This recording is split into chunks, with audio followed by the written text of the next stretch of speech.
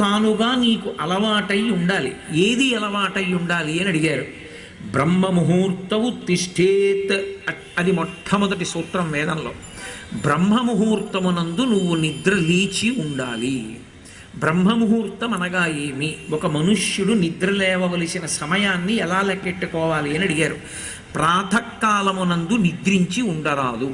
ప్రాతకాలం అనగా ఏమి?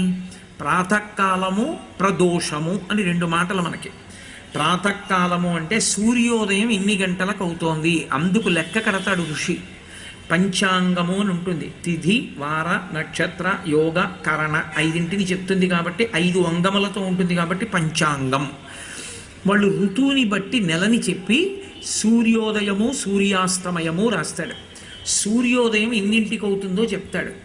సూర్యోదయం ఎన్నింటికి అవుతుందని పంచాంగంలో చెప్పబడిందో అక్కడ నుంచి 88 నిమిషముల ముందు నిద్ర లేవాలి. దానికి ప్రాతకాలం అని పేరు. 88 నిమిషముల కన్నా ముందు నిద్రపోయిన వాడెవరో వాడు అరుణ దర్శనం చెయ్యలేదు అని గుర్తు.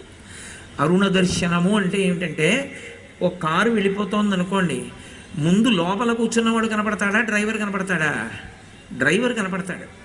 అలాగే పరబ్రహ్మస్వరూపుడైనటువంటి సూర్యనారాయణ మూర్తి వస్తున్నప్పుడు మొదట ఆయన సారథి కనపడతాడు.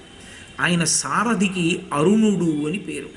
అరుణోదయము అంటారు. ముందు సారథి కనపడతాడు. అదే ఎర్రటి కాంతి, బింబం ఎర్రగా వస్తుంది. మొట్టమొదట ఆ సారథి దర్శనం చెయ్యాలి. ఓ అరుణోదయం అయిపోతోంది, వచ్చేస్తున్నాడు మా తండ్రి, అదిగో ఎర్రగా ముందు రథసారథి వస్తున్నాడు అని దర్శనం చేస్తే వెనక బంగారు కాంతులతో కొద్ది క్షణాల్లో మారిపోతుంది. ఆదిత్య హృదయం చదివినంతసేపు పడుతుంది. పట్టి బంగారు కాంతుల్లోకి వస్తాడు.